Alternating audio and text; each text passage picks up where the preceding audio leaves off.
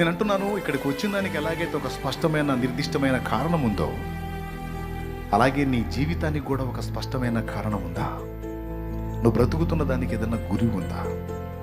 గురి లేని బ్రతుకుతున్నావా? కొంతమంది అంటారు, నాకు జీవితం చాలా చేదుగా ఉందన్న, బతకాలనిపించట్లేదు, నాకు చచ్చిపోవాలనిపిస్తుంది అని కొంతమంది అంటారు.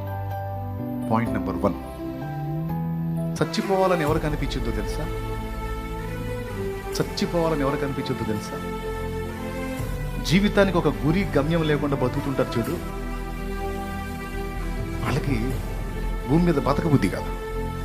ఎందుకంటే వాళ్ళకి గురి గమ్యం లేదు.